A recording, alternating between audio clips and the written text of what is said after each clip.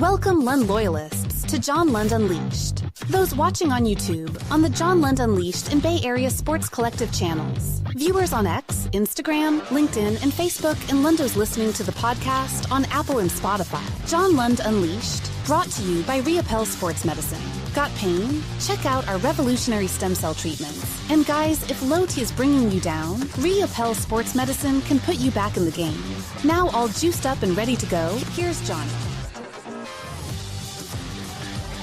Oh, yes. Good morning, good morning, good morning. Episode 196. And as you can see there, the Giants sinking ship. You like that? Made that this morning all by myself.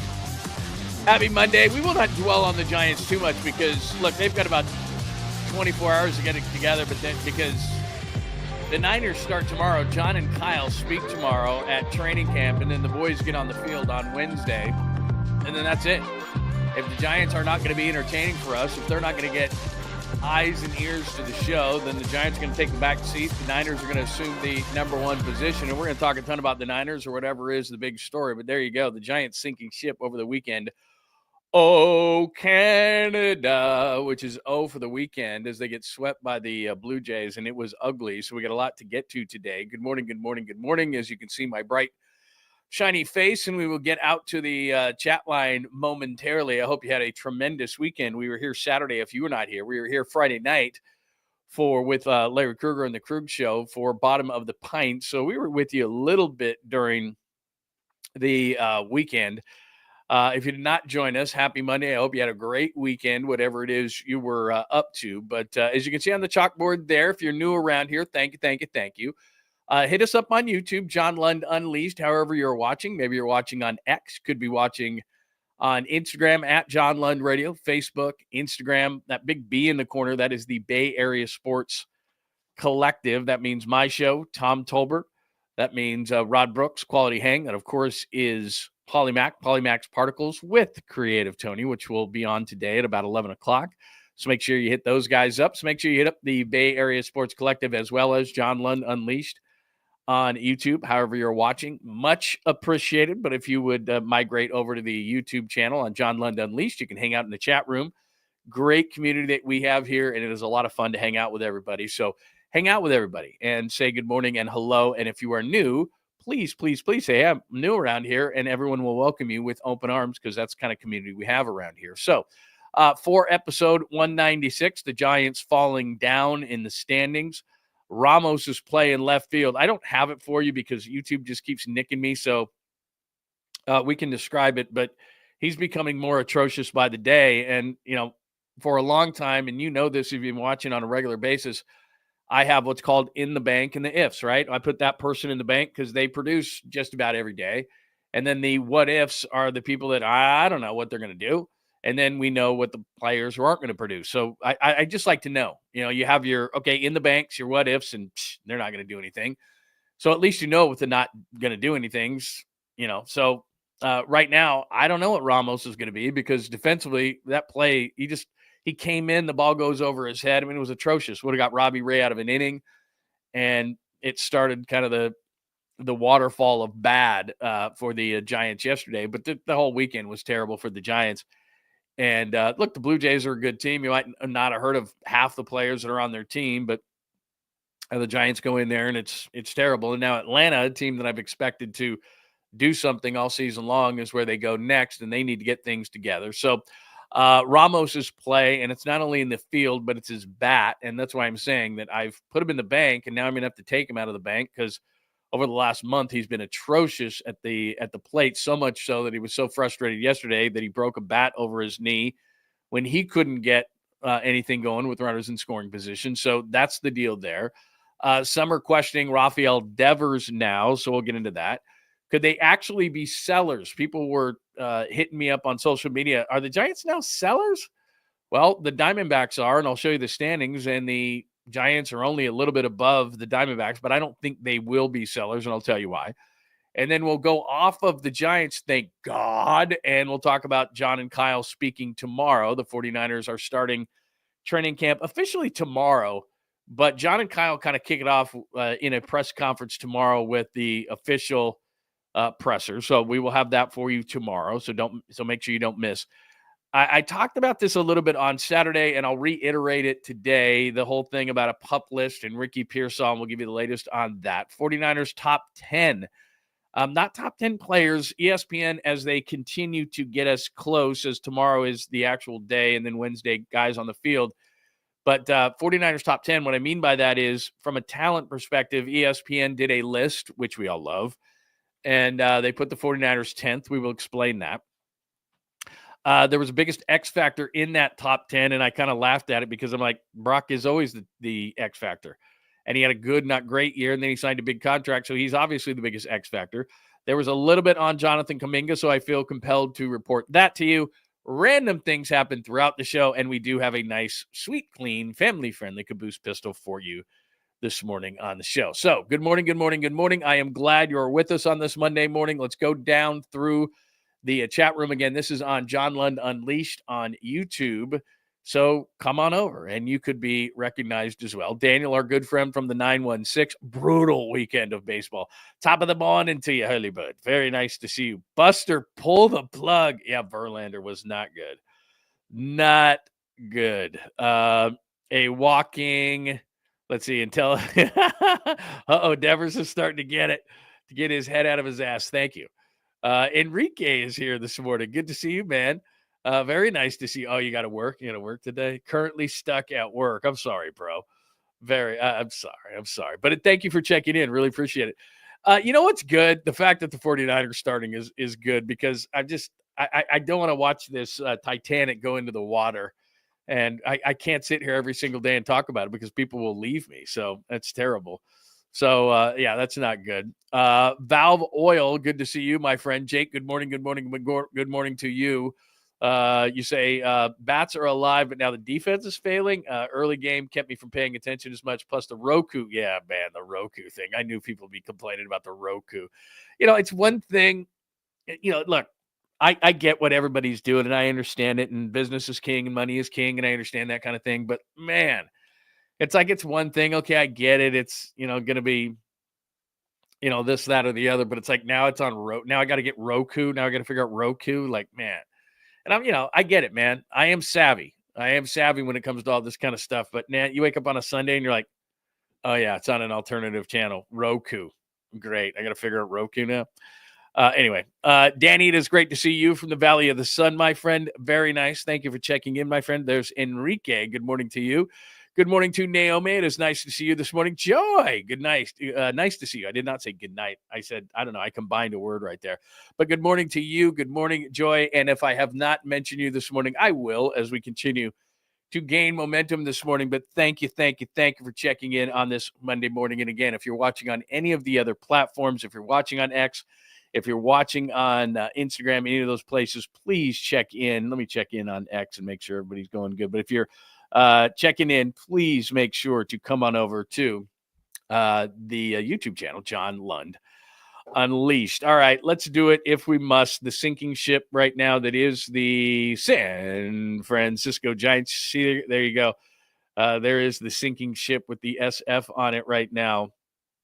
Let's start. Where do we start in this whole thing? Let me share my screen with you for a moment and look at the ugly things that are going on right now. Here are your standings. I'm not going to go back through that, the Toronto stuff, but here are the standings as we sit. As we say, Chicago, Milwaukee, those two are going to fight it out. The Dodgers are going to win the West. The Phillies right now are going to win the East. The Mets, and then it comes down to how many teams are going to be there? 4 for one spot. So the Padres, the Reds, the Giants, the Cardinals. I don't think the D-backs are in it, but I have a rule that if you're at 500, we must discuss you. So the Diamondbacks are at 500, but let's be honest.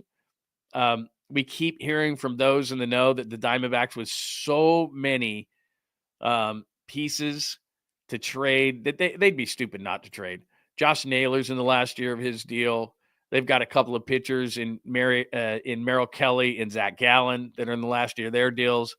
I'm not sure that they're going to trade their big third baseman because, God, he's having a hell of a year. If I was the Diamondbacks, I would extend him. I mean, he's just having a hell of a year.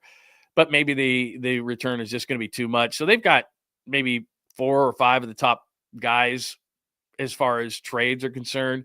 So I think Arizona sitting at 50-50 is being realistic. Now, having said that, if I'm around a big mahogany table in Arizona, I'm saying how we went to the World Series with 84, 84 wins. We got to the World Series. But I think the National League this year is really tough. Milwaukee's pitching's coming around. The Cubs hitting is ridiculous. I think the Mets will go big at the deadline because that's what their owner does. That's not even talking about the Phillies, the Dodgers. The National League is a mother this year. And that's why I'm even bringing this up, because people were hitting me up on social media. The Giants now are 52-48. They're barely above a 500 team. They've lost 5 in a row. It looks ugly. The Rebs have caught them now, so the Reds are sitting there. The Cardinals are just a game back. It's going to be a tough fight. Now, as Buster Posey will tell you, okay, let's take the standings away. As Buster Posey will tell you, 10, 12, and 14, he was part of teams that were not favored to win the World Series, just got hot at the right time. So as they're sitting around, we're sitting on the 21st. We're 10 days away from the deadline. And the entire time, right, we're sitting here going, oh, they're going to be buyers. They're going to be buyers. This is who they're going to buy. And now we're sitting here going, okay, they made that big buy. Everyone was really excited. And now it's kind of like, let's see, I think this is the right slide. Yeah, look at this. So this is from ESPN this morning. It says, will Rafael Devers ever be the slugger the Giants anticipated? Giants had playoff visions dancing in their mind when they acquired Devers, but look what's happened. Devers hitting 206, 2 homers, striking out 36 times and 97 at bats. My God. The Giants' offense has gone belly up since Devers' arrival. They were 41-31, 14th in runs scored, 11-16th, and 27th in runs scored. And, oh, yeah, he still hasn't played first base for the Giants. Now, look, there are some who loudly are saying it's a terrible trade. He hasn't been good. But to simplistically say that because Rafael Devers has arrived and somehow they're 11-16 with 20 and being 27th in runs scored since he arrived, that somehow it's his fault, that would not be accurate. Yeah, has he been good? No, he's hitting 206 and he struck out 36 times and 97 at bats. But I would hardly say that it's been his fault. Since he arrived, Jung-Hoo Lee has been terrible. Since he arrived, the only guy I'm thinking to myself, okay, Adames has been good, but remember, Chapman got hurt. Guys who filled in for him weren't very good. Schmidt has been okay, but I looked at Ramos this morning. And so the reason I brought up Ramos's defense, because I was like, oh my God, has he been bad? All right. Ramos has been terrible. But then I looked this morning at his, here it is right here. So, Devers, it's Devers. Okay. The last month, which is about the time that Devers has been here, look at what Ramos has done, right? We're like, oh, Ramos is fine in left field. A home run, 6 RBIs, 207 batting average, a lovely Patrick Bailey-like 543 OPS. So he's fallen completely off the table. So the beginning of the year, he's great, right? He's doing fine. Let's move it down a little bit. So, by the way, the whole team can't hit against left-handed pitching. I don't know what's going on, but nobody can hit against left-handed pitching. It's just unbelievable. But let's look at him by month, all right? So gets off to a decent start. In May, he's absolutely on fire, worse and worse. So Ramos is terrible. Bailey's doing what Bailey's doing. Yastrzemski got off to a decent start. He's been terrible. Like everybody around, they haven't figured out second base. They haven't figured out first base. So to simplistically say that it's been Devers' fault is inaccurate. Has it been a good trade so far? No. Do I think it's going to be a good trade long-term? Absolutely. But to say that one player has been the problem, that's not accurate. Now, having said that, to say that what we thought when the trade was happening, because we were all here together, right? And we were all like, woo, like, we were like, are you kidding me? This is it. This was the trade. It came out of nowhere. We were shocked. We thought, this is it. They're going to the playoffs. Let me get my playoff tickets. Like, it's been the opposite of that. I'll agree 100% that it's been the absolute opposite of that. But it's not as simplistic as to say Devers has been the problem. Because if we want to go around the diamond, first base is still atrocious. Second base is still atrocious. We'll give Adames a pass. Chapman has been hurt. Bailey's Bailey. Ramos has been terrible. Jung-Hoo Lee has been worse. Yastrzemski got off to a nice start, has been worse. So it's across the diamond. It's all the way across the diamond. And Devers was supposed to help, and everybody else was supposed to come up a little bit. And I'm not going to bring up Pat Burrell, but Pat Burrell should be fired. So anyway, it's been bad. It's been all across the board. So this is not a playoff team at this point. And Buster Posey and his guys have got to sit around the big mahogany table and say, what do we do? Now, one side of me says, well, you already went in for Devers, so you can't go back to the people in the table who you got the money from, and you said to them, I'm sure in some way, shape, or form, Buster Posey said to the powers that be that opened up the wallet, look, this is going to be the final piece, and we're going to make the playoffs. Okay, Buster, we'll trust you. And now Buster can't come back. There's two things. He's got to come back and say, yeah, I know what we said, and I said it was going to be better, and I know he's hitting 206, but we need player X now. So I think they would vomit on that. But the other side, I think, would be worse, which is, look, Devers is going to be good long-term. It hasn't worked out. I think we should sell. Nah, I don't think the powers that be are going to like that either. So he's in a tough spot because I don't know that the Giants can be sellers after going in on Devers the way that they have. And it's not that what they gave up. It's not that. It's the money that they're going to pay. And I told you, the contract is actually a reasonable contract for a player of Devers' caliber when he's playing up to his level. But right now, you're going to the front office, and one of two things is happening because you're not going to stand pat. They can't. They've either got to decide that, look, this isn't going to work out, and they've got to move guys, or they've got to say to the powers that be, look, we're going to have to spend some more money here. And either way, I think the powers that be are not going to be happy. But they know what's going on. They're not stupid. So anyway, give me your thoughts. Not a good weekend. Ramos has been terrible. And let's, for 1 second, I like Elliot Ramos. The story has been awesome. He's been great. Deserved to be an all-star last year. But over his last about 100 at-bats, he's hitting 207 with a 583 OPS. And I don't know that I've seen a worse route to a ball than what happened yesterday in Toronto, where he took about 3 steps in and then took like kind of a direct line route to a ball that was going over his head. And then he tried to turn, and they were up 2-1, and then they were down 3-2. And Robbie Ray was like, are you kidding me? Like I'm not going to call that routine, but I am going to call that like 9 times out of 10, you've got to make that catch. And at least you've got to make the right route to the ball. And myself, as a former very bad outfielder myself through high school, my first step was always back. And again, I don't want to come across here like I'm trying to well, if it was me, I'm not doing that. But I'm just saying, like, you go backwards. Your first step is back. If there's any question, your first step is back. That was brutal. And here, like, he was playing center field last year, and it wasn't great, but it wasn't like, okay. And I thought, they could get, like, people we were talking about, like Brent, last week we were talking like Brent Rooker goes to left and he might be able to play right. My God, no way. Like, no way. Yeesh. I don't know what happened to him, man. Anyway, so Giants falling. Ramos play. Is Devers the issue? I'm not putting that on him. I mean, he needs to be a lot better. Don't get me wrong. I'm not taking him off the hook. But my God, this is a team effort. Team effort can be good. Team effort can be bad. This is team effort bad. This is team effort bad. So to simplistically say this is on Devers, go around the diamond, man. Since he came here, Jung-Hoo Lee terrible, Ramos terrible, Yaz not good. What else? First base not good, second base not good, catcher not good. I mean, I'm talking about the offense. Yeesh. It's everybody. I mean, it's just everybody. And runners in scoring position, don't get me started. I mean, it's just game after game after game. Not quality at bat, can't get a sacrifice fly, hit into a double play. I mean, all weekend. That's all it was. One of the games, was it Saturday, where they couldn't get players on at all? Or was that Friday when we were all together? One of the days it was like, oh yeah, Friday they got guys on early because we were together on Friday. Like they were getting guys on base early in that game. I think it was Saturday. Saturday they just couldn't get anybody on. I don't know what's more frustrating. I think more frustrating is runners in scoring position because it's like, okay, they're out there, no quality at bats. So anyway, do we need to dwell on them more?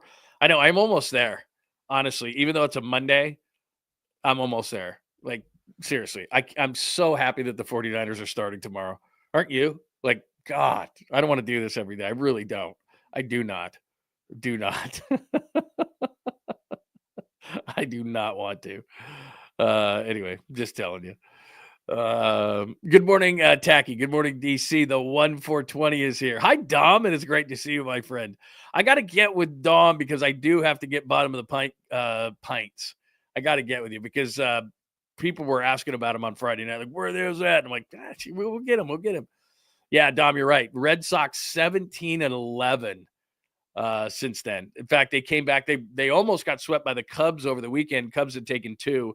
Cubs are up like 1-0, and then the floodgates open. I think the Red Sox won that game like 6-1 yesterday.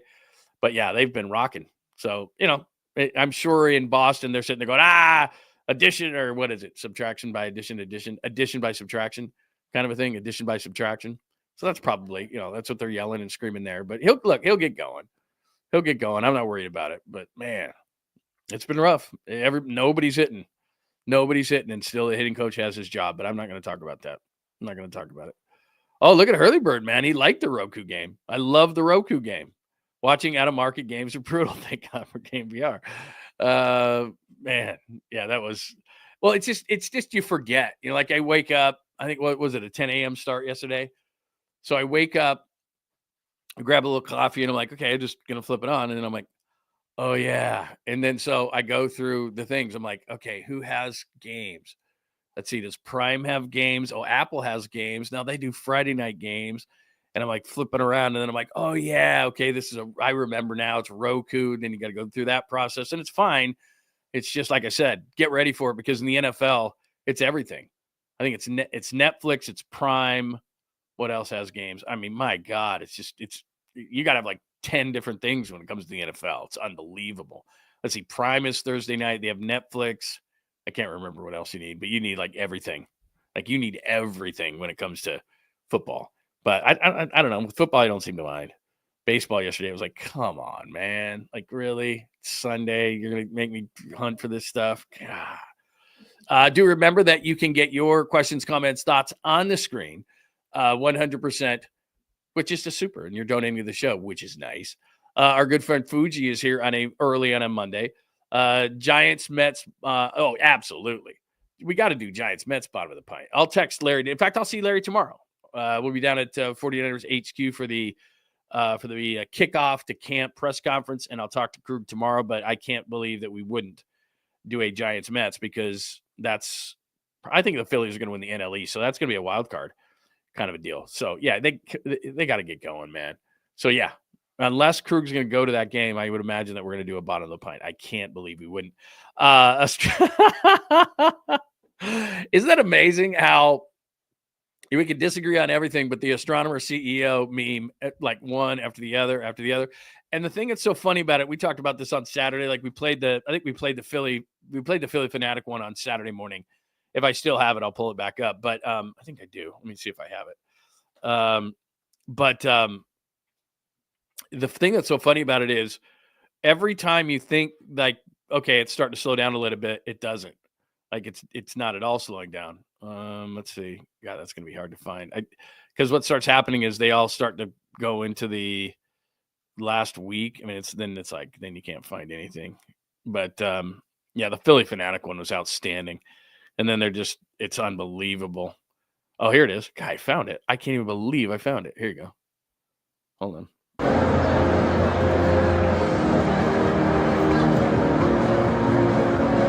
We played this on Saturday.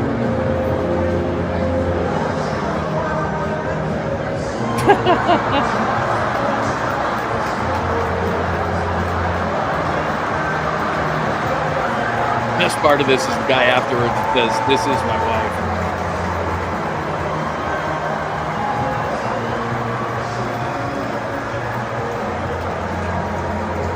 This is my wife. That's the best one. That's outstanding. Guy brings a "this is my wife" to the game. But I mean, how many has there been? Millions? I mean, it's unbelievable. And they just you're like, oh, okay, it's slowing down. It's going away. Because the news cycle is so fast. You're like, boob, that's going to be gone. That's going to be gone. That's going to be nope. It just keeps getting brought up again and again and again. And then one stokes a fire, then another one. And then now AI is getting involved and they're doing AI ones of, all this kind of stuff. And it's unbelievable. It's just, these people, I can't even imagine. Because they're like, okay, when's it going away? And it's like, never. How about never? Never, never, never, never, never. It's never going away. Because most people, you screw up at a certain level and it's like, man, just, kind of just go into the bunker for a couple of days. Somebody will do something stupid and screw it up and you'll be fine. Just, move on. It'll be fine. Just give it a day. Nope. This will never, I don't think it'll ever go away. Honestly, I don't think it's ever going to go away. And I think the people, like Coldplay they're saying is selling tons and tons of downloads, and everything's going to say records, but that's dated. Yeah, the ref one, the Mahomes ref one is awesome. Absolutely. The Mahomes ref one. Everybody's seen that too, right? The Mahomes ref one is good. In fact, you know what I should do? I should have done that today. Just to get like the 10 best ones. I mean, the Mahomes ref one is hilarious. There's so many good ones. Anyway, yeah, it's been unbelievable. It's like, yeah, it's not going away. Like, I don't even know. What like the guy that owns the booze company, the rum company, I guess it's been in his family for years. Good looking guy. He makes probably millions or billions of dollars. Like, the hell, bro? God, it's brutal. Plus, he probably found out online. You know what I mean? Like, that thing became a meme like right away. Like right away that night, like instantaneously. Like, the guy's probably sitting at home, like zipping around on his phone. It's like, that's my wife. What the hell? Like, it didn't even wait till the next day. Like, right away, that thing went out. Like, within minutes. The guy's probably sitting at home with his kids. His wife says he's got to go to I got to hate going to these, but God, I got to go to this. I got to go to this this company thing. I don't want to go, but you don't understand. He's like, yeah, whatever. Yeah. And then, guy's fiddling around on his phone. And all of a sudden, he's like, the hell? That's amazing, man. Unbelievable. Yeah, that's something that they're talking about. I don't know if it's true or not, but they're talking about like whether the dude can sue Coldplay now and all this kind of stuff, and because he's going to lose. They said he's worth. They said the dude from Astronomer, the CEO, is worth $70 million, and he's saying, obviously he has to give her half or whatever. In Massachusetts, I think they say it's a 50-50 state in Massachusetts. Not that I'm obsessed with this thing or anything. But they say that it's a 50-50 state, so he's going to have to at least give her $35 million, probably the house, half his 401k, all that kind of stuff, whatever. So, she's going to walk away with what, $50 million or something. And he's like, they're actually talking about like legal, whether you can do that. Like, can you just flash up and show somebody? Are you a public? I don't know any of those kind of laws. Like, if we have a lawyer in the house, but yeah. They're saying that now, that maybe you can't do that anymore. Maybe you can't just flash somebody up on a thing. But then again, you're publicly at a game, maybe it says on the back of the ticket what they can do, what they can't. I don't know. I have no idea. But anyway, yeah, the Mahomes and the ref one is probably the best one. Yeah, that's a great point, man. Maybe I'll talk to Krug and see if we can do a bottom of the pint at the park, man. Because really, it's not that hard. I've taken my gear on the road a bunch of times, and all I need is one outlet. I just need one outlet is all I need. And everything else is cool. Like this, the camera connects. I'm trying to think what else. I got this little, a little splitter thing. Yeah, I can easily do that. So yeah, that's a great idea. I'd love to be by the ballpark. And I know Krug can do the same thing. We can absolutely take it on the road. So we'd need like 2 outlets. That's it. Anyway, the lens crafter. Oh my God. Like, seriously, it goes on and on. There's, I was going to say hundreds, there's thousands by now. Just in every kind of genre you could ever think of. But then when the AI one started, like, cause the AI, like now it becomes videos and stuff and people are wrestling and all these kind of different things. Oh my God. They're unbelievable. Unbelievable. Yeah, it's not the greatest weather day today, by the way. Not to be your meteorologist, but like in the East Bay today, it's like 68 and raining, and it's like April outside today. Again, I'm not complaining, but my God, man, brutal. Anyhow, all right, sorry, but you knew we would bring up that story's not dead. You knew we'd bring up the Astronomer CEO today, so. Anyway, yeah, I'll get with Krug. I'll see if I can do that. If we can make that happen, that would be very cool. I know that he's going to be going down to every single one of the camp deals, but we'll see what happens. All right, so that's the story on the Giants. We don't have to sit there and yip yap over the Giants too much longer.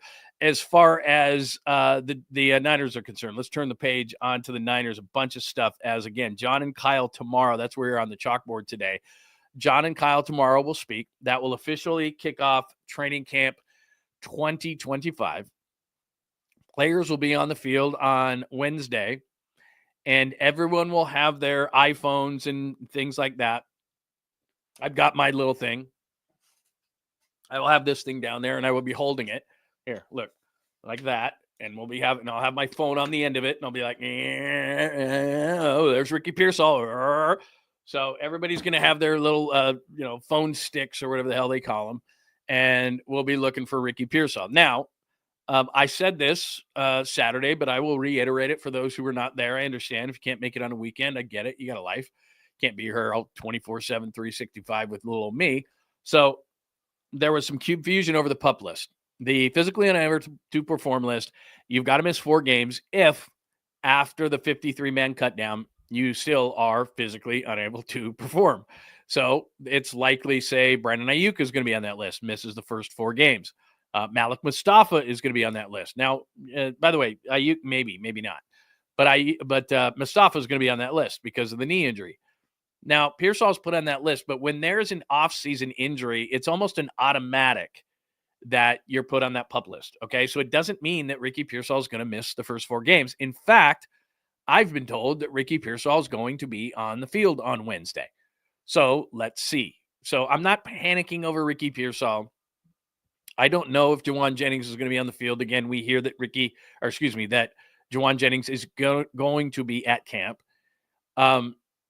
I said this when this all happened. I don't want Jauan Jennings, if I'm the 49ers, to be a hold in. Life is not about not making mistakes. Life is about learning from mistakes. We saw last year what a hold in is. It's a distraction. So whether he's in meetings but not working out, that's no good to me. And they've talked about it, and I don't think that they came to a conclusion on it. But I think if you're holding in, I still think you should get fined. You're not on the field. You're not participating fully. And so last year, Brandon Ayuk, to avoid those fines, did a hold in. Trent Williams did a hold out, got fined, but those, of course, can get thrown away. So he didn't get fined anything. But I don't want Jauan Jennings around. So if you're not going to participate fully in training camp, because we want this thing to be not like last year, we want Camp Kumbaya. So we just want players who are going to participate to be here. So don't come here. But I've heard that Jauan Jennings is going to be in camp. Now, I don't know that he's going to participate. We don't know that yet. But let me go back to Pearsall for a second, because a bunch of people are freaking out over Pearsall and all that kind of stuff. And remember, he was not in the last OTAs because he had an injury, a leg injury. And it sounds like to me that he's going to be good to go. Kyle Shanahan said he was going to be good to go. It sounds like he's going to be good to go. It's huge that Ricky Pearsall is in training camp. Last year, he wasn't in training camp at the beginning, gets shot. So Ricky Pearsall has no training camp with the 49ers last year. Ricky Pearsall in the last 2 games caught 14 passes, looked pretty good. And needless to say, this, it's imperative that he gets off to a great start, that things are positive, that he's healthy. And so from what I understand, he is, and he will be out on the field on Wednesday. We shall see. And then the other big thing is, will Jauan Jennings not only show up, but participate? And if he doesn't, then how do the 49ers handle that? Because by far, to me, the number one story with the 49ers when they actually get on the field on Wednesday is what does the wide receiver room look like? And that will probably be, I don't know if it'll be the first question, because there'll be some kind of a softball question like, how does it feel to be back? Or blah, blah, blah, blah. Or it'll just be the first question where it'll be, what is the deal with Jauan Jennings? What is the deal with Ricky Pearsall? Those will probably be the first 2 questions in some order tomorrow in the press conference. Is Ricky Pearsall healthy? When or where will Jauan Jennings be on day 1 of camp? Will he be here? Will he participate? That'll be questions 1 and 2 in some order, in some way, shape, or form. So that's, I don't know. I'm just telling you what I've heard. And to me, Pearsall is going to be on the field. And to me, Jennings is going to be there. I just don't know if he's going to participate. And I don't know if the 49ers are going to say to him, yeah, we'll take you just in meetings, or if you're not going to participate, stay away. I would tell him to stay away. That's me. So other issues around the 49ers, it's just going to be around all the rookies. I mean, I think that's it. What do the rookies look like? How quickly can they get acclimated to the NFL? I think that's beyond the wide receivers. Guys like Alfred Collins, CJ West, defensive tackles, Mikael Williams at defensive end. Can Jordan Watkins, who ran around in shorts really, really well, do that in training camp? How well can guys acclimate from, hey, we did OTAs and we ran around in shorts? Nick Martin, to me, it's massive. Dude is really fast and looks really good in shorts, but how is he going to be? How is he going to be on, you get pads on? What is he going to be like? Like I said, he's not a big dude. He is not a big dude. So, Upton stout. To me, that's a big thing because to me, Trey Brown was injured a lot with the Seahawks. I talked to a lot of friends in Seattle, and they're like, good riddance. Not because he couldn't play, just because he couldn't stay on the field. So that's the big deal. So that's what I think is a big deal. First-year guys, rookies, can they acclimate? How quickly can they acclimate? Because I've showed you the depth chart. I'll show you something in just a second from ESPN. But they've got to be great. And then second-year guys. I was on Damon Bruce's show last week, and the main topic of the hour was second-year guys. What second-year guys are going to step up? And it's huge. It's not only like Dominic Pooney needs to be even better in the second year, but we just talked about Ricky Pearsall. What about 𝐬𝐝_𝐾𝐭? How many 5'9", 175-pound wide receivers are running around and are great? Not very many. So you better have a lot of quickness. You better, it's tough. So there's a lot of guys like that. When Malik Mustafa gets healthy, got to have a lot out of him. So I wouldn't call D Winters a second-year player because he's not, but D Winters' second-year opportunity to be next to Fred Warner is massive. So there's a lot of young players that are going to determine the success or failure of the 49ers because they will score points. They'll score points. But a lot of the guys that I'm talking about are on the defensive side of the ball. So that's the deal. I'll show you that top 10 in just a second, but we've got more supers. Oh, there's Fuji. There's Fuji right there. Let's see. Larry says he's a go for bottom of the pint. Who got a hold of Larry? Very cool, man. Yeah, cool. Is he going right now and you hit him up? All right. Right on, man. Is he going right now? Anyway, very cool. All right. So there you go. We got it. Bottom of the pint.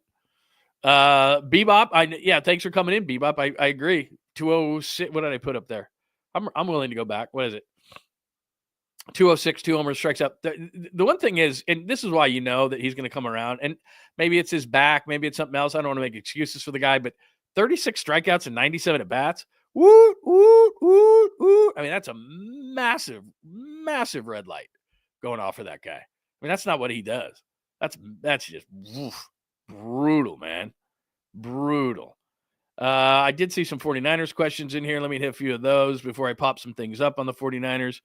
I'm not going to call Ricky injury prone yet. But look, if it crosses your mind, I totally get it because he was out of training camp last year. The shooting is not his fault, but then, at the end of OTAs, he gets hurt again and you're like, dude.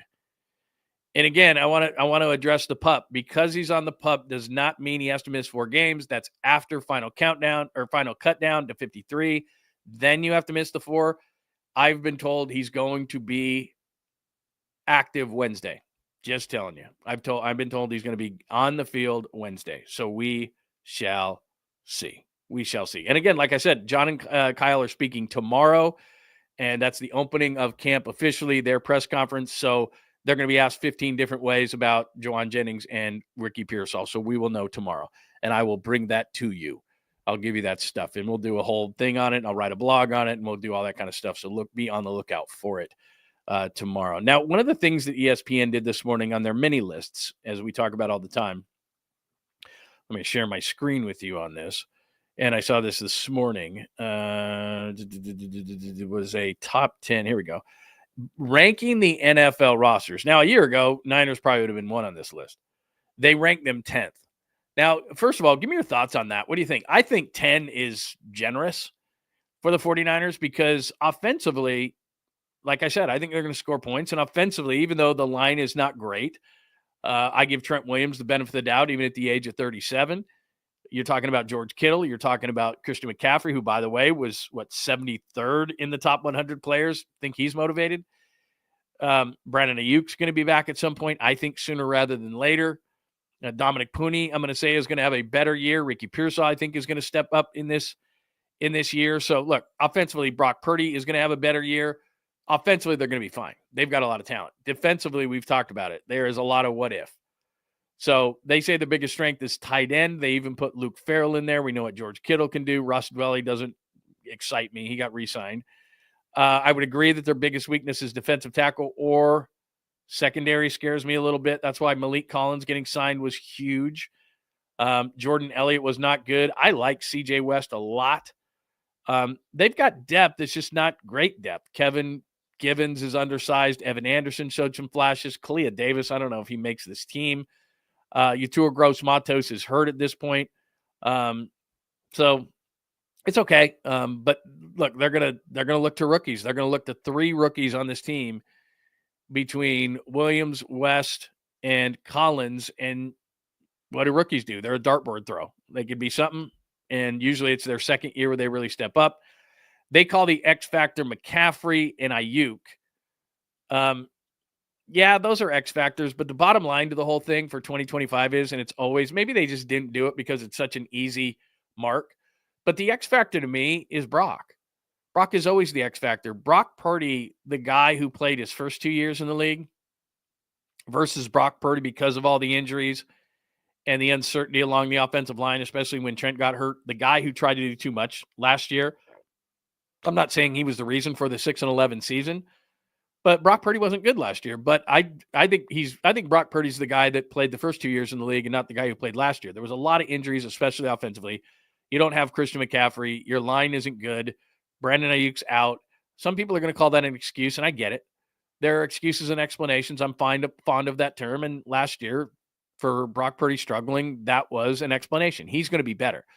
So if you want to go, okay, everything lines up behind the quarterback because X factor is obvious that it's the quarterback, I don't even know if I would say it was these guys on offense because, yeah, McCaffrey, but he's going to bounce back. It's Christian McCaffrey. Brandon Ayuk, it's a knee injury. He's going to bounce back. Like, I don't even, to me, X factors are guys like PEARSALL. Jauan Jennings, when he gets in, not if, when, he's going to be fine. PEARSALL's an X factor. To me, it's the X factors are the defensive line. You have 3 rookies along the defensive line. X factor is, will D. Winters or Nick Martin step up at linebacker next to Fred Warner? And then the entire secondary, to me, is an X factor. Demo Lenore, I love the guy. I really do. But he was just okay last year. You got a second-year corner on the other side that's got to take a big leap forward. And then you really have 2 unproven safeties. Malik Mustafa had really nice moments last year. Like in the Seattle game at Seattle, he was awesome. But he's got to be more consistent. And then Jair Brown got beat a lot last year. Go back and look at the Minnesota film. Ugh, it was nasty. And he runs a 4.65. So, he doesn't have the instincts of some safeties that you've seen, and he runs a 4.65. He scares me. So the entire secondary is an X factor to me. So to put McCaffrey and Ayuk up there, I get it, but I'm not worried about McCaffrey in the slightest. And once Ayuk gets healthy, I'm not worried about him whatsoever. It's Brock bouncing back, and it's really the back part. Well, it's the entire defense. It's at every level. It's the defense. It's 3 rookies on the D line. It's 2 rookies. It's what I would call a rookie in Nick Martin, and Winters, who's getting his second opportunity. He was like a chicken with his head cut off last year. And it's really the entire secondary. And I include Demo Lenore because Demo's a better slot than he is an outside corner. But because of Upton Stout, who's 5'8", and they took in the 3rd round. And if you're taking a guy in the 3rd round, he should be able to start. And everybody's just singing his praises. Then Demo's an outside corner only. And I think he's a better slot. Like I liken him to like Devin Weatherspoon in Seattle. I think Demo could be like Devin Weatherspoon in Seattle. Put him in the slot, blitz him, all those kind of things, be really aggressive with him. And I would have liked it if they could have gotten a bigger outside corner and put Demo in the slot, but that's not what they do. So I think he's lesser on the outside, but that's what they're going to do. So yeah, there's a lot of question marks. And then if you look at the projected starters, look at the offense. Like again, they put him as the 10th rated roster. So offensively, that's a good offense. I mean, it's damn close to the offense that was in the Super Bowl. I mean, Purdy was there, McCaffrey was there, Juice was there, Ayuk was there, Jennings was there, PEARSALL wasn't, Kittle was there, Trent was there, Botch wasn't, Brendel was there, Pooney wasn't, McKivitz was. I mean, what's that, 8 guys? But defensively, that's where it comes in. Elliott, Collins, Bosa was there. So there's 1, 2, 3, 4. 4 guys. There's 4 guys from the Super Bowl defense. All the other guys are new guys, either due to injury or whatever. But, and then I look down there. Pinnock was terrible in pass coverage for the Giants last year. Trey Brown has hurt a lot. Proven linebackers. There isn't one besides Fred Warner. So there's a lot of guys. And then look at the young guys. Collins, rookie. Williams, rookie. Winters, unproven. Renardo Green, second-year guy. Got to step up. Jair Brown. Malik Mustafa's hurt. He's not going to start the year. So who's the safety next to Pinnock, who's a question mark in and of himself? So there's a lot of question marks on the defense. But offensively, they're going to score points. Can they stop enough people? And that's where Robert Saleh comes in. So 10th among teams as far as overall talent is concerned. Would you say yes on that? I'd say, yeah, I'd say that's generous. Who's ahead of them? Bengals, that's questionable. Rams, yeah, the Rams are ahead of them in overall talent. What has to happen with the 49ers is, and I know everyone hates this because they hate LA, but they've got to have something like what happened with the Rams. I mean, if you look at the Rams roster right there, they nailed a bunch of picks. Kyron Williams, Puka Nacua, along that offensive line. Steve Avila right there, they nailed as a pick. They got some free agents in there, but this is really where they hit it. Kobe Turner, Fisk, Verse, Byron Young. All these guys were picks. They nailed a bunch of these picks here along the defensive line, and that's really what the Niners have to do. They have to emulate that. Kobe Turner, Brandon Fisk, Jared Verse. All those guys are young players. Verse and Fisk are in their second year. Turner's in his third year. That's what they have to do. Because the Rams were left for dead. Everyone's like, oh, the Rams are taking a step back after they won the Super Bowl. Oh, they lost Aaron Donald. They're done. Everyone just said they're done. And then they just started nailing picks on both sides of the ball, but especially on defense. So, and, not just first rounders. They nailed them in mid rounds, all that kind of stuff. So that's what the Niners have to do. So that's the latest and maybe the last list of the offseason from the 49 from ESPN on the Niners. So that's what I've got. Pearsall latest. 49ers top 10. Are they top 10 from a talent standpoint? They are offensively. Tons of questions defensively. Biggest X factor, I always think it's Brock, but then you could pick them on defense. Like I said, they put Christian McCaffrey and Brandon Ayuk. I don't question either of those guys. If you question Ayuk, it's just his health, but he's going to get healthy. Guys come back from knee injuries all the time. And McCaffrey, 73rd. You're going to dare put Christian McCaffrey 73rd on a top 100 list in the NFL? Best of luck. Best of luck. He's going to be good. He's going to be fine this year. Everyone's like, are you sure he's healthy? Are you sure? Are you sure? Yeah, he's healthy, man. He's going to be fine. Any questions, comments, thoughts on Niners talk? And again, tomorrow I will have press conference stuff for you as far as the Niners are concerned. And then Wednesday it begins. And I'll be down at training camp giving you all sorts of stuff. And like I said, I'll have my handheld showing you Ricky Pearsall. Like, oh, there's Ricky. Ricky's running around. Unless he's on the sideline. Then I'll be like, somebody told me he was going to be here on Wednesday. Anyway, any thoughts, questions, comments, thoughts? Yeah, that's a great point. Yeah, if he could be Puka, we'd all be good. Puka's tough. That's the thing. When he came in there his first year with Cooper Kupp, it was like, who's this damn guy? And remember, the issue was, Cooper Kupp was hurt. And then we're like, who's this Puka Nacua dude? I mean, I'd seen him a little bit at BYU, but like they were just feeding him the ball one after the other. Then Kupp came back and was like, damn. What, they get him in like the 5th round? Like, damn. It was tough. Hello, Eric. Good morning to you. What else do we got? Yeah, smash that like if you would. That would be very nice. I would love it if you would smash the like button this morning. That would be tremendous. What else? Any other questions on, did we talk about George Odom? I didn't talk about George Odom this morning, and I like George Odom, and I'm a little bit confused in this, and I'm sure we'll ask this question tomorrow at the press conference. Clearly, they've got a new special teams guy in there, and he wants his own guys, right? New long snapper is in, new punter is in, guys that he knows. So clearly, he's like, look, I'm taking over the special teams. They were atrocious last year. Brent Boyer's the guy. Came over from the Jets. He's brought a bunch of guys that he likes. I mean, even a long snapper, whatever. So everything's new. George Odom has been a Pro Bowl special teams player. And so you're thinking, okay, he's going to stay because of that, and they want to improve special teams. But they brought in about 900 special teamers. They signed, linebackers and safeties. Like Pinnock's a good special teamer. They signed a linebacker from Tennessee that's a good special teamer. Like, they brought in a lot of special teams players. So from that standpoint, it's not overly surprising. But Odom can play a little bit of safety, and they are really thin at safety.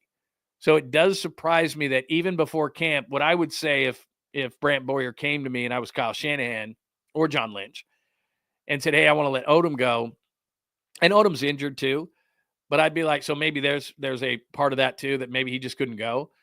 But I'd be like, hey, let's wait. Not from a special team standpoint, but, we're not sure what we're doing at safety here. Jason Pinnock is one of our safeties. Jared Brown is coming off offseason surgery. Malik Mustafa is not going to be ready to go. He's got a knee injury. So I'm not saying that, George Odom in a regular sense, if those guys were all healthy, okay, we'd be fine. And we have the kid from Kansas State that's a rookie. So we got 4 guys there, but 3 of those guys are hurt. So we're just not really sure. And George knows the defense. So let's just wait a second here. So I am a little bit surprised from that standpoint. Special teams, they signed 1 million special teams guys in free agency. And you've got a new special teams coordinator that trusts and likes these guys. Okay, I get it. It's your special teams, but they're really thin at safety. So that is kind of surprising. Actually, very surprising, to be honest. So, yeah, I was a little surprised about George Odom over the weekend. Thanks for reminding me of that. What else? Anything else on the Niners? Is somebody in Italy right now? Is that what we're talking about? Yeah, I hope that Bebop, I hope that he could be if he could become Wes Welker, that'd be great. He's bigger though. I mean, that's the thing is, Wes Welker's like what, 5'8", 5'9". I mean, Ricky's 6 foot 190, runs a 4.4 40. I mean, he should be able to be even more than a Wes Welker. Now, Welker ran great routes. Welker was great in the hell of a receiver, really good. And great on special teams too. But I mean, Ricky's 6 foot 190. He should be able to play all the positions. He shouldn't be stuck as a slot. And that's the thing. That's the only place that 𝐬𝐝_𝐞𝐭 can play. So, I mean, if we're looking at it, week 1, all right, now let's just assume for a second that Jauan Jennings is going to be ready to go. Then you're looking at Jauan Jennings outside. You're looking at probably Pearsall outside, and you're looking at 𝐬𝐝_𝐞𝐭 in the slot. Pearsall wouldn't be a slot in that situation because at 5'9", 175, 𝐞𝐭's not going to be outside. He's going to be inside. He's got to use his quickness. He's not going to be able to get off a jam on the outside. So he's got to play inside. So those are going to be your 3. So he's got to be able to play. He's got to play. Pearsall's got to be playing all the positions outside. So there you go. All right, that's your Niners thing. And again, remember, tune in tomorrow because we'll do a morning show, and then we'll have the press conference for you. And then Wednesday it all begins. So we'll have all sorts of stuff for you. And I'm sure we'll be taking video of everybody and who's on the field and who's not and all that kind of stuff. So we'll learn a bunch of stuff in the next 48 hours. And like I said, if the Giants don't pick it up, man, we're going to be doing a lot of Niners stuff. The thing on Kuminga, I just put that real quick. You probably saw this over the weekend. Lots of reports saying that Jonathan Kuminga doesn't want Golden State. I'm not trying to pat myself on the back, but I've been telling you that for about 2 months, that this comes down to Kuminga. And I know he's a restricted free agent, but if he doesn't want to be here, he's not going to be here. And what's funny about this whole market for Kuminga is I think he thought that there was going to be this big market for himself. Like everybody's going to be knocking down doors. And again, Brooklyn is the only team with any cap space. They don't seem to be wanting to build around Jonathan Kuminga. Chicago is mentioned. Sacramento reportedly made an offer that was garbage. If it was the offer that was reported, it was not anything that the Warriors would be interested in. So everybody's kind of in a holding pattern when it comes to Kuminga. But the report this weekend was he didn't want to sit on the sidelines again, and he didn't want to sign the restricted free agent. He did not want to play. It wasn't so much playing for $7.98 million for the year. It's just that the same thing is going to happen, that he's going to be sitting behind Jimmy Butler. He's not going to get many minutes. He's probably not going to be in the rotation. Steve can say all the nice things about him that he wants, and the organization can, but that's all that is maintaining leverage on the player. They're not going to sit there and say, look, guys, we told you, the numbers said, the analytics said, we saw it during the season. He didn't play well. When there was an injury, he was forced into action. We played him. He played well, but we still don't see a place for him. So I don't see how things change, because the same players that were here last year, when healthy, are here coming back. And that means that there's no place on the floor for Jonathan Kuminga. So he sees it too. His agent sees it. Remember, when he didn't play in that final game against the Clippers in that big game, he was pissed. He was pissed. And he went out and he shot after the game and everything. And his agent told him, hey, JK, dude, we'll get out of here. Just, be a professional. Keep your head up. It's okay. Don't freak out. And he did. And now he's going, hey, agent, you told me that if I was a professional, which was I didn't freak out. I didn't say anything to the media. I wasn't negative. I said all the positive things. When my number was called in the playoffs after Steph's injury, I said, okay. And I played and I scored and I did what I was supposed to do. And now I'm supposed to get rewarded, and I'm not. Well, what's happening is the rest of the league is telling you what they think, which is Not a lot. That they don't think that you can lead a team. It's not that they don't think you can be a solid player in a rotation and do some things. It's just that what Kuminga's opinion of himself is, I'm going to lead a team. And what the rest of the league's opinion is, maybe you could do that, but we haven't seen it. And he wants a $200 million or $180 million contract. And the rest of the league's like, whoa, whoa, whoa, whoa, whoa, whoa. No. So that's kind of where the impasse is that, look, we're not going to pay you that. Another team doesn't want to pay you that. And what the Warriors are saying is, we'll give you this last year, then next year you're completely unrestricted. And then we can do a sign and trade or whatever, but you'll be able to leave next year. And he's going, I don't want to wait another year. So I don't know how this thing is going to end up, but I've been telling you for months, he doesn't want to be here. He does have control in this whole thing, but I don't know how it's ultimately going to end up. But I know for a fact, because I heard this months ago, he just flat out doesn't want to be here. So there's the latest on that. Let's see. Yeah, it's already 10. I know. What about that? All right. Anything else? Ladies and gentlemen, boys and girls of all ages. That's right. It's East Coast Red and Gold podcast. Training camp is finally here. And by the way, when are we doing that? I did see that email that you sent with Larry and Damon. I'm all in on that. You just let me know the day, and I can't wait to jump on with you guys. So let's do that. But tomorrow is the press conference. Wednesday we'll be down there shooting video, and it'll be on, man. It's completely on for the 49ers. So that's what we'll be doing today. Did I miss anything else today? Oh, one thing I wanted to hit. Sorry, I missed this when we were talking about the Giants. So let me hit one more thing. Yeah, 𝐬𝐮𝐬𝐫𝐞, I don't disagree with you on this whole thing. They should have been very aggressive early in the offseason on this whole thing. They should have realized that, look, there's not a lot of leverage here. The thing that bothers me, and again, as far as the Warriors are concerned, I think they're just waiting back and they're seeing what's going to go on with Giannis. Like, everybody's sitting there going, why haven't they done anything? Why haven't they done anything? They want to be the last team standing when Giannis makes a decision, and they want to be in a position where they might be able to get him. Because I've said this before, Al Horford's not going to change anything. Whoever else is left out there is not going to change anything. They know that they've got to make a big splash. They know what Houston's done and what OKC is and what San Antonio might be and what Dallas is. And the Lakers have made a couple of nice moves. They just got Marcus Smart over the weekend, who I wouldn't have minded the Warriors getting. But even if they got Marcus Smart over the weekend that the Lakers got him, what is that going to do? Is that going to move them up in the Western Conference in any way? Probably not. I mean, I don't think so. So any of these small moves that they could have made, that wasn't going to make a big difference. I think that they were just going to say, okay, so they're just waiting. But what they could have done in the offseason is be a little bit more aggressive to get some size, because who are you going to get now? What size is left? So it's going to be tough unless Giannis makes a decision to leave Milwaukee. And here's the thing.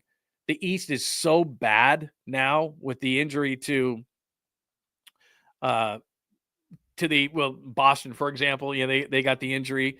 So, there's a bunch of guys. Obviously, Halliburton is hurt. They've got a bunch of stuff going on there. So the Eastern Conference, you're looking at that. Like, Atlanta looks like the favorite in the East. Like, it's a complete mess. Miami made, the move for Norman Powell because they're just like, we might be able to win it. So even though Milwaukee is sitting there going, well, we're not really that good, but God, the East is terrible. All of a sudden, you're sitting there going, well, why not? So Giannis might stay. So all of a sudden, then what are the Warriors looking at? I mean, this 2-year window, ridiculous. Hi, Mark. Good to see you, man. Your opinion on the WNBA wearing their shirts they made, if they believe what their shirts say, shouldn't they owe money to the owners? Yeah, I mean, that's an interesting situation because you've got one player in Caitlin Clark who's got all these side deals and she's making millions with Nike and all this kind of stuff. And you got a lot of girls who are underpaid, and it's not that they're underpaid. It's the conditions and the traveling and all these different things. But as a lot of people have pointed out, that the entity is not making money. The entity is losing money. And look, I haven't looked at their books, but a lot of people are saying that they're losing $40 million a year. And so, yeah, basic math will tell you that you're going to make money. If you're making money, then yeah, we should share in you making money. So, but there's a lot of people a lot smarter than me that follow the NBA a lot more than I do that are saying, no, that's not the point. So look, if you're losing $40 million, you can't get paid more. And you're not going to get paid in this sense. Like when I look at, say, women's tennis, for example, look, there's women's tennis players that are much more popular than men's tennis players. And then they should be on an equal level playing field. So when they don't get paid as much as men's tennis players, that's an inequity that should be righted. WNBA players, they can't comp themselves to the NBA because the NBA has been going so much longer and there's so much more revenue and everything else. This is a league that's been around, how long, 20 years?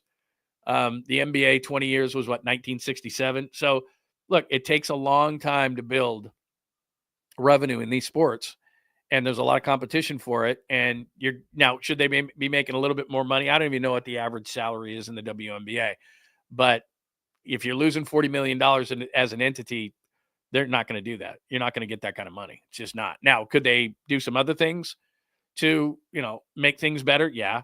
I think it's dangerous if they sit out. I think it's really dangerous if they sit out, because now they're starting to say, like I heard Angel Reese say, well, we'll just sit out. And I think if you sit out, you're on a dangerous territory. I don't know if you're established enough to where people won't find other things to do. I don't know. Like I said, I don't not watch it because I'm against it or anything like that. It's just there's other things I do and watch and everything like that. I'm not a huge fan of it.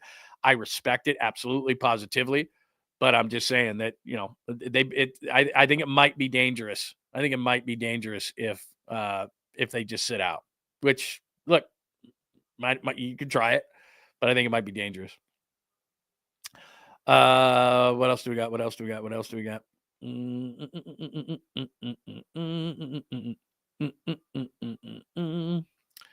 Let's see.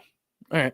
Oh, one other thing I wanted to bring up before. Oh, we got a sweet, clean, family-friendly Caboose pistol too. But let me bring up one more thing that I forgot when I was talking about the Giants.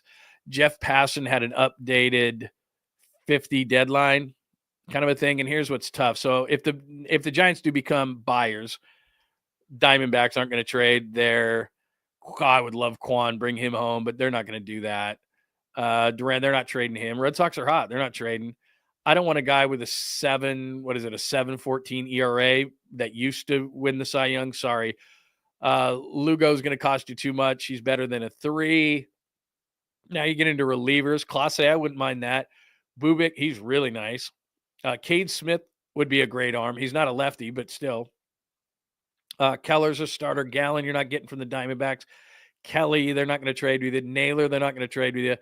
O'Hearn, look, if they don't get Devers to play first base, then go after O'Hearn. Now, if I don't have to give up too much for him, fine. But I can't believe Devers is not going to play first base. But if his back will not allow him, then you got to go get a first baseman. I mean, that's number one on the list. I thought Devers was going to play, but he's not. There's my crush, Cabrera. That would be the one. Stowers is not going to be on the trade block, as I said on Thursday. I was like, that'd be nice. Who else is on that list? McMahon would be nice. I wouldn't mind him to play second base. I would absolutely take a flyer on Luis Robert. He's been absolutely awful this year, but why not?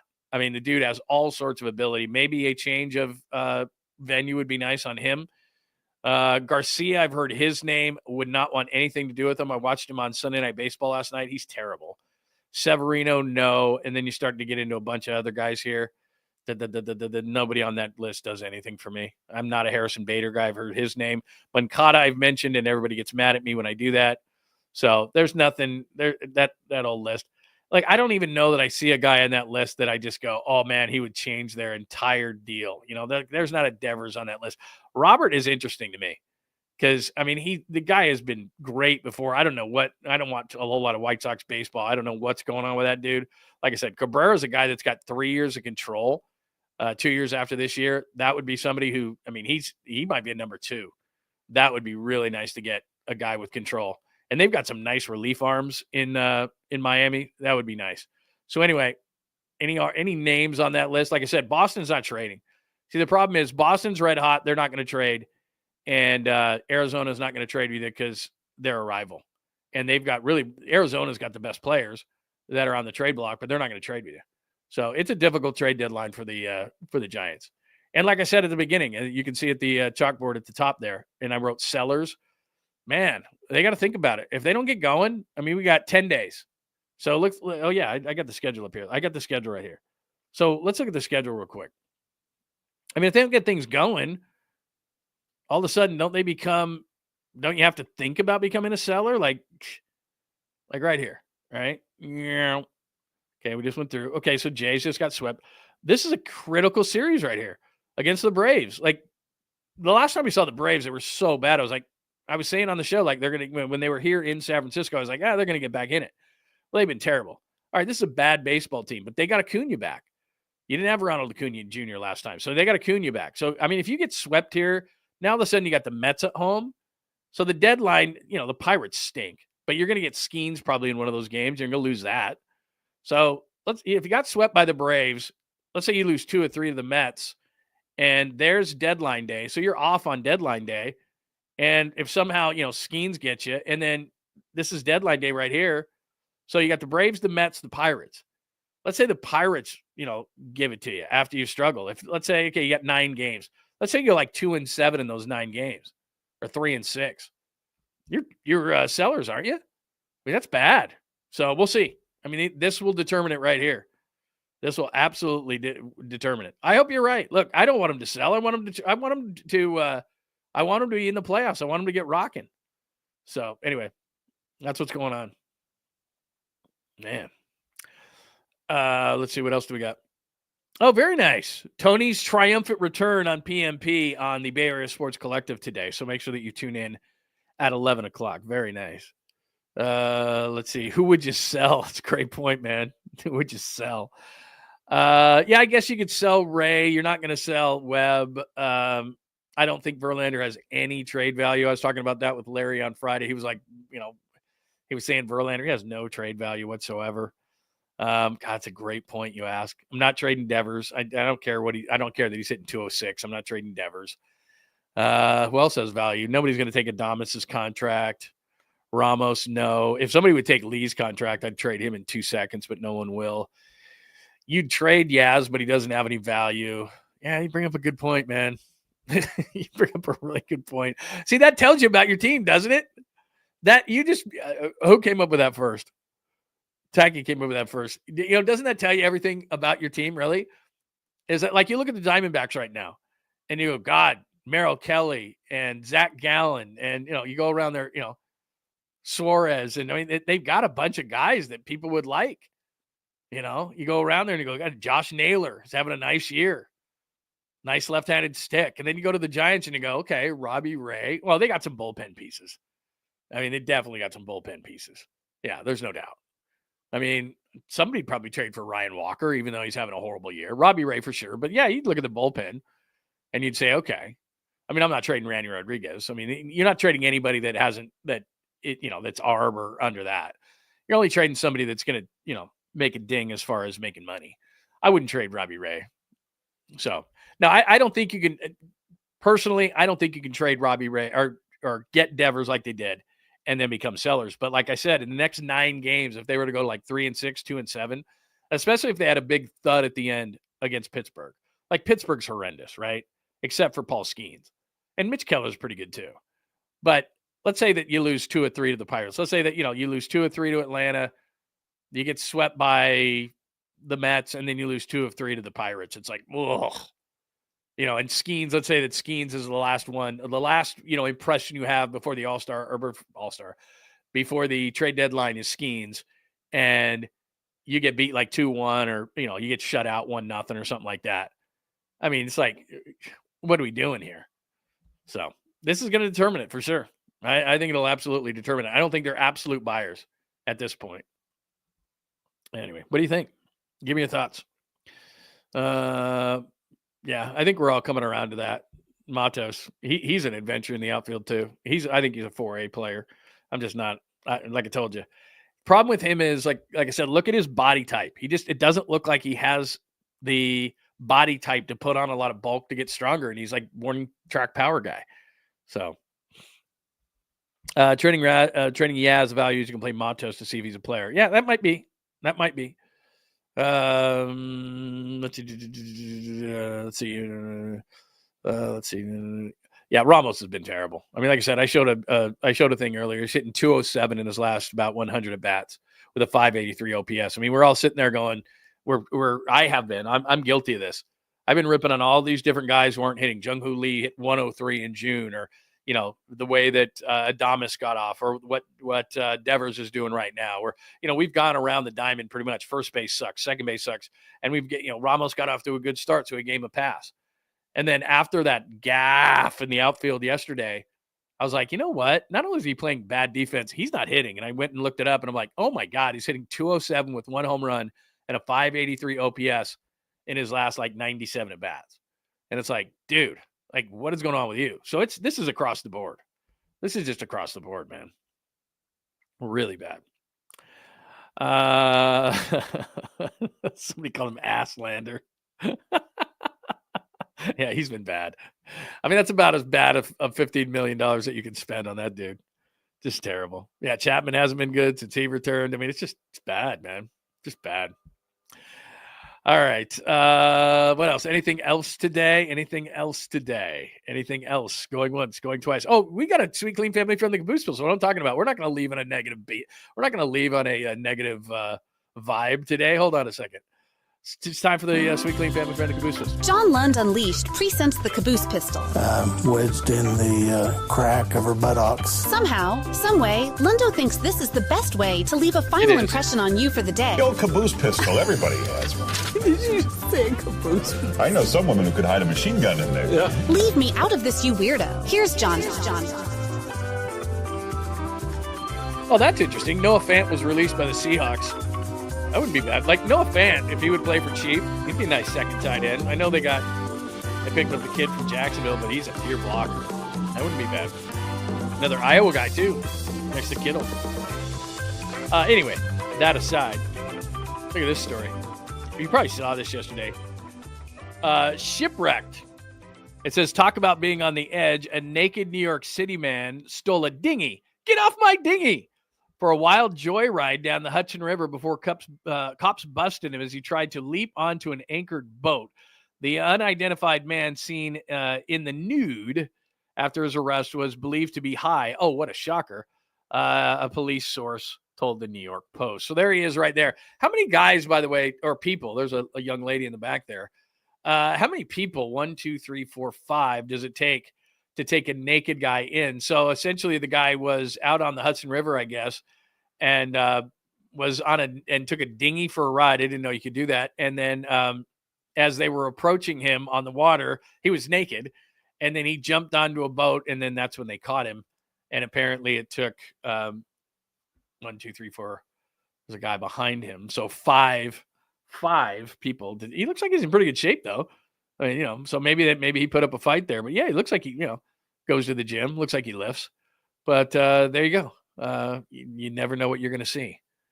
Thanks to Fox News for that. But 5 people to bring in the naked guy who was riding a dinghy. And of course, I was trying to find this because I always love when they have news stories like this. So I was going through the New York channels and seeing if they had the news story in this, because I always love when anchors have to report stories like this, but I did not see one this morning, which is really weird. But anyway, there you go. There's a naked guy on the dinghy, and it took, I guess those are Coast Guard, took 5 Coast Guard to reel him in. And there you go. So, and I don't know what and they said he was high, which doesn't surprise me, either booze or alcohol or something like that there. But I always wonder even if you're high, you know what I mean? I think about that all the time. Is even if I'm drinking a lot, I've done my share of things while under the influence of whether it be, drugs, alcohol, whatever. But I never thought, you know what I'm going to do? And I think this is better for society. I never got naked. I never was like, you know what? I feel like I'm going to take my clothes off here and do whatever, X. I don't do that. I've done dumb things, but generally speaking, I wake up fully clothed. And I think that's like I said, good thing for society. So there you go. Naked man on dinghy. And that is your sweet, clean, family-friendly Caboose pistol. Tommy Lee on a boat. There you go. Like I said, he probably did take off his clothes because he's in good shape. There you go. This is my favorite part of the Caboose pistol. Riding a dinghy with your dinghy. Yes, that's exactly right. Very nice. That's very well done. Staten Island guy. The dinghy is being blurred in the picture. Very nice. I like it. There you go. Oh, do we have a new person in the Eric has been here before, right? Eric's been here before. And even if Eric is a Seahawks fan, we'll welcome him. Like I said, you are safe here. This is a safe zone. It's cool, man. It's cool. And you know what, Eric, I don't know if you are from Seattle and you're listening because I go on the Ian Furness show every single Tuesday, but we will welcome Seattle people here because I said on Ian's show that we would. So absolutely. I go on KJR in Seattle every Tuesday at 2 o'clock if you want to listen. But I've known Ian for about 25 years, and I go on and we have a good time. So very nice. Megan the Stallion. There you go. Megan and Clay, man. Clay was looking cleaned up the other night. How good was that, by the way? He's looking good, man. Anyway, anything else today before we jump out of here on a Monday edition of the program? I think that is it, man. Episode 196, the Giants falling down, as we showed you today. Speaking of boats and ships, Giants sinking ship, episode 196. We showed you what Rafael Devers is doing, striking out 36 times in 97 at bats.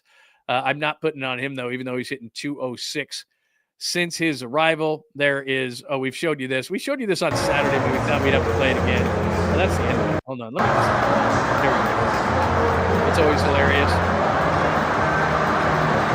That's probably the best one so far, although Joy reminded us that the Patrick Mahomes referee one is pretty solid. I do have to admit that that's pretty good. So there you go.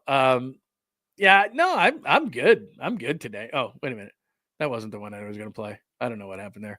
Anyway, there you go. Every Tuesday, F the Dodgers. Yeah, we can agree on that. Oh, hold on a minute. Yeah, we can always agree on that. Absolutely. So there you go. Oh, yeah, good move. Hey, Tony, good to see you. Did he blame the cold water like George on Seinfeld? I was in the pool. So there you go. All right, that is a Monday edition of the program. However you are watching, however you are going to consume the program, remember, we have this on a podcast as well, wherever you listen, Apple, Spotify, whatever your favorite is. Thanks for watching on Facebook, LinkedIn, Bay Area Sports Collective. Please make sure before you get out of here today that you hit us with a like and make sure you subscribe on John Lund Unleashed. That would be outstanding. Keep those alerts on because we send out stuff throughout the day. If you're watching on X, thank you very much for watching on X. Thanks for watching on Instagram at John Lund Radio as well. Have a wonderful rest of your Monday. And do remember, on Bay Area Sports Collective, Polymax Particles are next at 11 o'clock. What time do we got? 10:20. So you get about 40 minutes to rehab, get ready, do some stuff, maybe a little work, grab some more coffee, whatever you have to do. And then Polymax Particles at 11 o'clock on the Bay Area Sports Collective with our good friend, Creative Tony. Everybody have a wonderful rest of your Monday. Thanks for hanging out with John Lund Unleashed. We'll try to be better next time, though I wouldn't hold my breath. Please like and subscribe on the John Lund Unleashed Pod YouTube channel. Watch live shows weekdays at 8 a.m. on YouTube, Instagram, and X. And make sure to have your alerts on for shows throughout the day or night. All things Lund can be found at johnlundunleashed.com. johnlundunleashed.com. Goodbye!